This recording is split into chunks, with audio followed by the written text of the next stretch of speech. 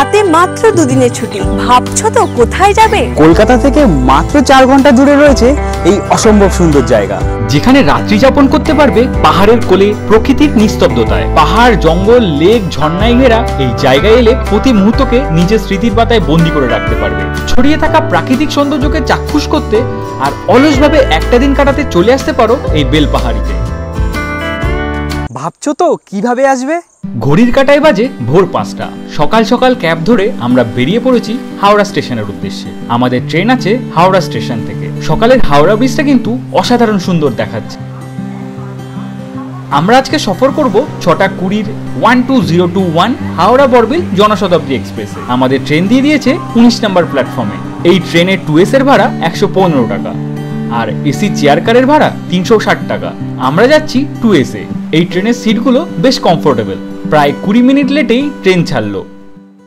2 ঘন্টা সফর করার পর চারিদিকে সবুজে ঘেরা পরিবেশ যেন মুগ্ধ করে দিচ্ছে। এখন বাজে 10:40 আর আমরা পৌঁছে গেছি ঘাটশিলা।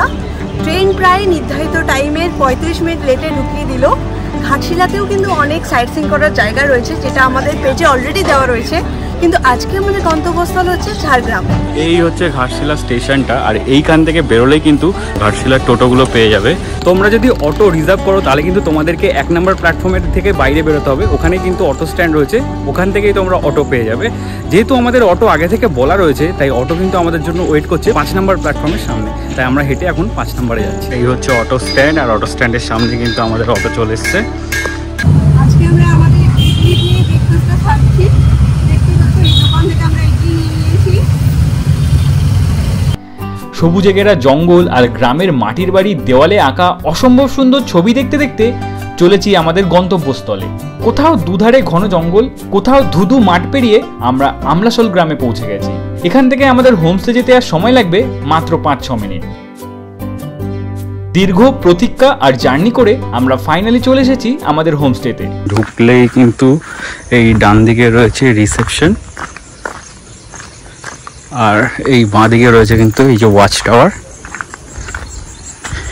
আর তারপরে এখানে রয়েছে ডাইনিং এরিয়া। ডাইনিং এরিয়াটাও কিন্তু বেশ অনেকটাই বড়, দেখতেই পাচ্ছ অনেকটা বড়।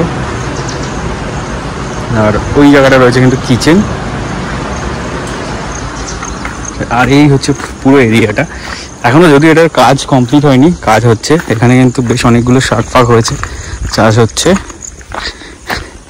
এই জায়গাটায় জলাশয় টাইপের করা রয়েছে ছোট। এই দিকটা কিন্তু পুরো পাহাড়ের ভিউটা দেখতেই পাচ্ছ কি সুন্দর লাগছে। মানে তোমরা যদি এই হোমস্টের এই রুমগুলো, কটেজগুলো নাও, এই কটেজ থেকে বেরোলেই কিন্তু তোমরা একদম এই পাহাড় দেখতে পাবে।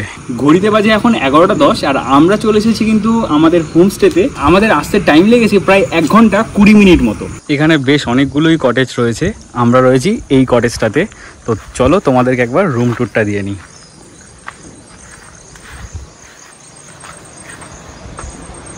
বাইরে থেকে ঢুকলেই কিন্তু এই রকম একটা অ্যাম্বিয়েন্স তোমরা পেয়ে যাবে, যেখানে রয়েছে 2টো বড় বড় বেড। আরামসে কিন্তু এগুলোতে 3 জন করে, মানে ছোট্ট একটা বেবি নিয়ে 3 জন কিন্তু থাকতে পারবে। সাথে এখানে দিয়েছে টাওয়াল, এখানে দিয়েছে সোপ, তারপরে শ্যাম্পু আর বডি ওয়াশ।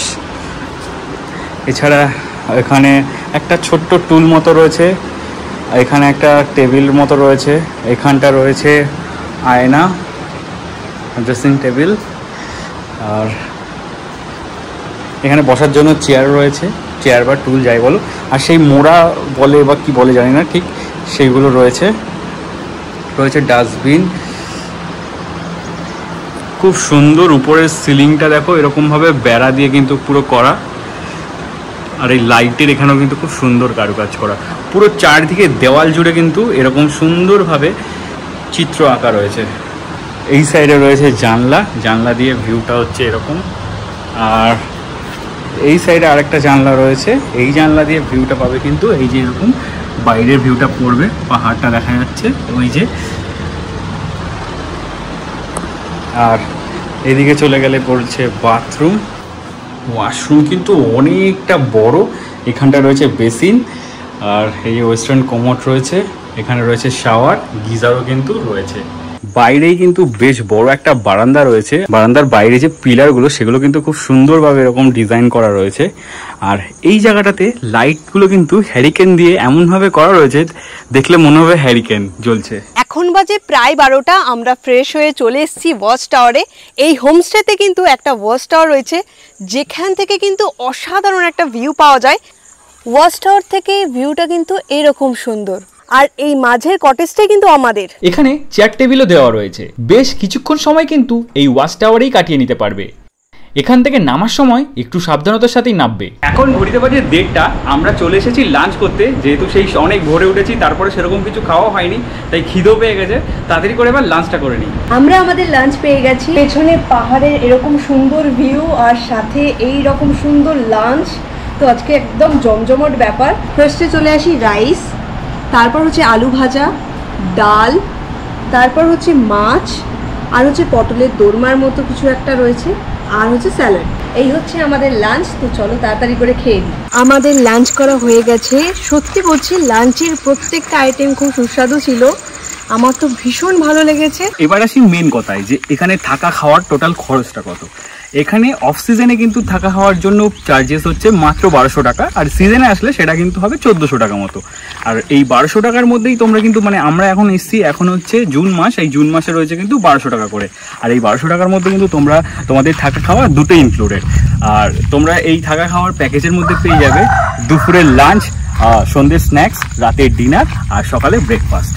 এই হচ্ছে আমাদের হোমস্টের গেট। আর এখান থেকে বেরিয়ে এই যে গাছটা দেখতে পাচ্ছ, এইখানে এলে কিন্তু সব সিমের নেটওয়ার্ক পেয়ে যাবে। ঘড়িতে বাজে 5টা, আমি হালকা ঘুমিয়ে নিয়েছি। ঘুম থেকে উঠে এখন বাইরের পরিবেশটা উপভোগ করছি। ঘুমটা ভাঙার একটা কারণও আছে। হঠাৎ করে আমার কানে একটা সাউন্ড আসলো।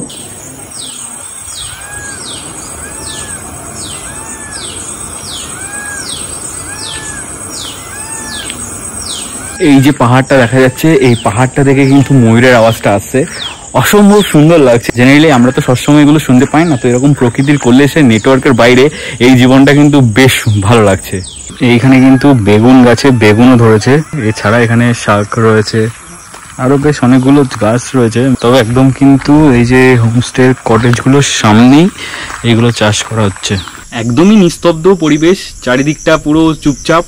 মাঝে মাঝে কিছু পাখির আওয়াজ শোনা যাচ্ছে, বিদ্যুৎ চমকাচ্ছে, মেঘের গর্জন আর এই যে পোকার আওয়াজ, মানে দারুণ একটা অ্যাম্বিয়েন্স। আর এই জায়গাটাই এই টাইমে এসে কিন্তু অসাধারণই লাগছে। একটা হাওয়া বয়ে যাচ্ছে, সেটা গায়ে লাগছে, সাথে পাহাড় দেখতে পাচ্ছি, মানে বিকেলটা কিন্তু দারুণই কাটছে। তোমরাও কিন্তু এখানে এলে এই বিকেলটাই ওয়াচ টাওয়ারে বসেই কাটিয়ে নিতে পারবে। বিকেলটা কিন্তু আমরা এভাবেই সময় কাটাচ্ছি। এত সুন্দর লাগছে, মুখে বলে প্রকাশ করার মতো নয়। দেখতেই পাচ্ছ আমার কিন্তু নেট নেই, তাও এখানে এসছি বলে এক দাগ অবধি এসছে।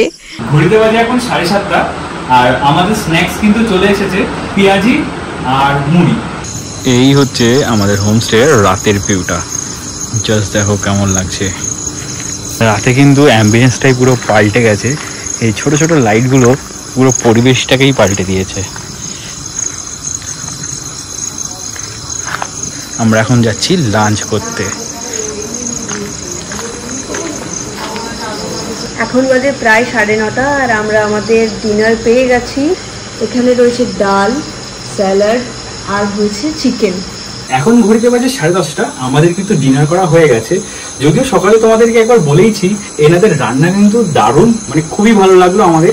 সকালে খুব ভালো লেগেছিল, রাতের রান্নাটাও কিন্তু খুব ভালো ছিল। তো কালকে অনেক ভোরবেলায় উঠতে হবে, যেহেতু সাইট সিনে যেতে হবে, তাই এখন শুয়ে পড়ি। তোমাদের সাথে আবার দেখা হচ্ছে কাল সকালে। এখন বাজে 7:30, আর আমাদের অটো কিন্তু চলে এসছে।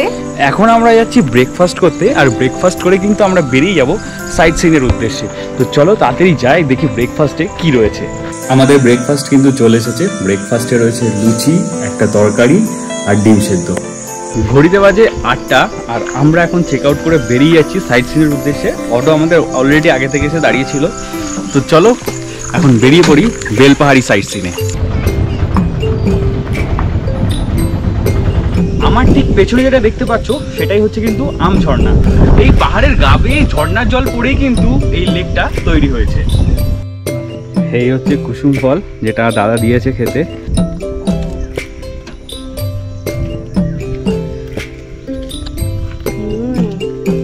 কেমন? বেশ অন্যরকম, টক টক খেতে। এই হচ্ছে ঝাড়খণ্ড বর্ডার, যার ওপারটা হচ্ছে ঝাড়খণ্ড আর এপারটা বেঙ্গলের ঝাড়গ্রাম।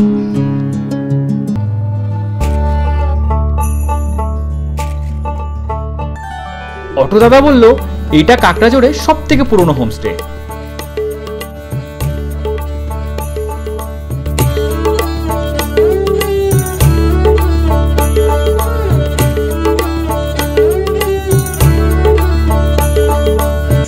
এখন ঘড়িতে বাজে 9:10, প্রায় 1 ঘন্টা মতো জার্নি করে কিন্তু আমরা এসে পৌঁছালাম আমাদের প্রথম সাইট সিন স্পট কেতকী লেকের সামনে। প্রায় 200 থেকে 300 মিটার হেঁটে কিন্তু আমরা চলে এসেছি এই কেতকী লেকের সামনে। বিস্তীর্ণ জলরাশি দেখতেই পাচ্ছ, দু সাইড থেকে এরকমভাবে বিস্তীর্ণভাবে রয়েছে আর চারদিকে পুরো জঙ্গলে ঘেরা, অসম্ভব সুন্দর লাগছে, হাওয়া বয়ে যাচ্ছে। এখানে এসে কিন্তু তোমরা বেশ খানিকক্ষণ সময় কাটিয়ে নিতে পারবে।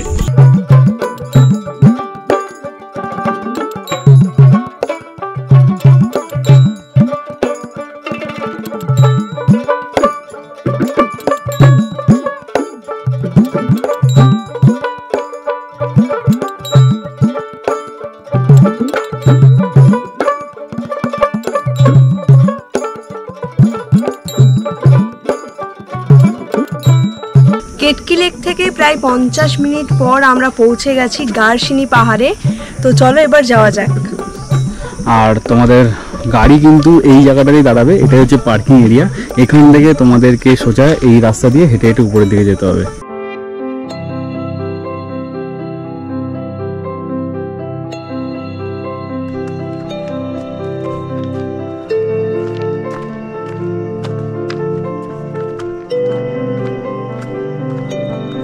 আমাদেরকে কিন্তু প্রায় 500 মিটার মতো হেঁটে যেতে হবে। আর সামনের দিকটা কিন্তু এরকম অনেকটা চড়াই রয়েছে। আরে বাবারে,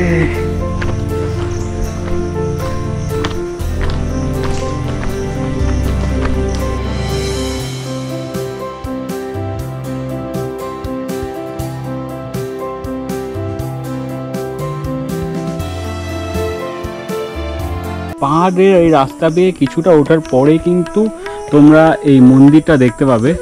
এটা হচ্ছে ভগবান বাসুদেব মন্দির, কিন্তু মন্দির এখন বন্ধ রয়েছে আর কোনো টাইমও এখানে লেখা নেই, তাই তোমাদেরকে জানাতে পারলাম না।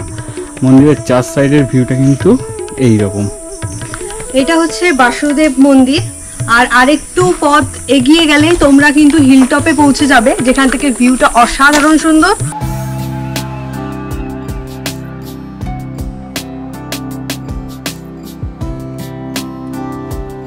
পাহাড়ের উপর থেকে ভিউটা কিন্তু পাবে পুরো এইরকম। অটো দাদা বললো এখানে একটা গুহাও নাকি আছে, কিন্তু আমরা যতদূর উঠেছি ততদূর অবধি কিন্তু কোনো গুহা আমাদের চোখে পড়েনি। আর এর উপরে ওঠার মতো শক্তি কিন্তু আর নেই।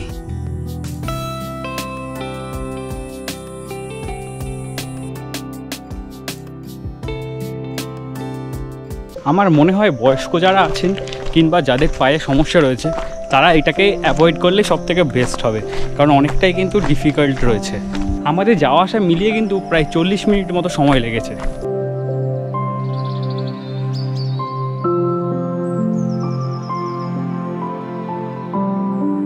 আমরা চলে এসেছি ধাঙ্গি কুসুম, আর গাড়ি কিন্তু এই জায়গাতে দাঁড়াবে, এখান থেকে পার্কিং, আর এখান থেকে তোমাদেরকে হেঁটে চলে যেতে হবে। ড্রাইভার দাদা যেটা বললো এখান থেকে প্রায় 300 মিটার মতো কিন্তু আমাদেরকে হাঁটতে হবে। কালকে রাত্রে কিন্তু প্রচন্ড পরিমাণ বৃষ্টি হয়েছে, এবার জানি না কতটা জলের পরিমাণ থাকবে। ঝর্ণায় যত জলের পরিমাণ থাকবে তত তো বেশি দেখতে ভালো লাগে। পাশ দিয়ে কিন্তু খালি গাছ আর গাছ, মাঝখান থেকে খালি আমরা এই 3 জন হেঁটে যাচ্ছি। আমি সবার সামনে, তারপরে তৃষা, তারপরে আন্টি। এছাড়া আর এই এরিয়াতে কেউ নেই। পাখিদের আওয়াজ কানে আসছে। সামনে ভিউটা পুরো এইরকম।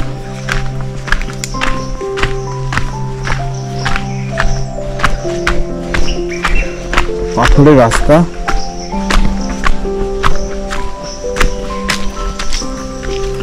পুরো জঙ্গল, এইদিকেও কিন্তু পুরো জঙ্গল।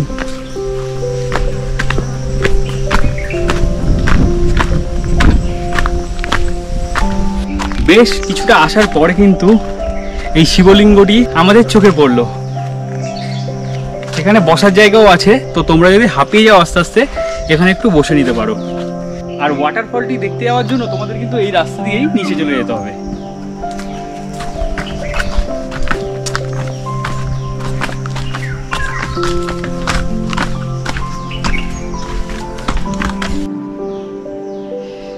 এই হচ্ছে ঝর্ণার জায়গাটা,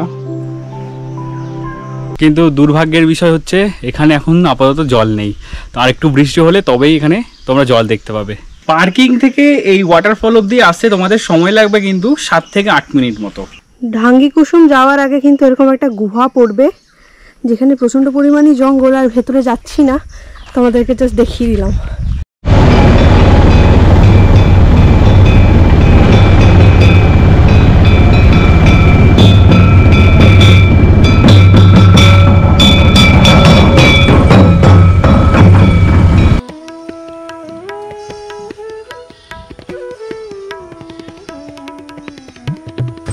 এই হলো ভৈরব বাবার মন্দির।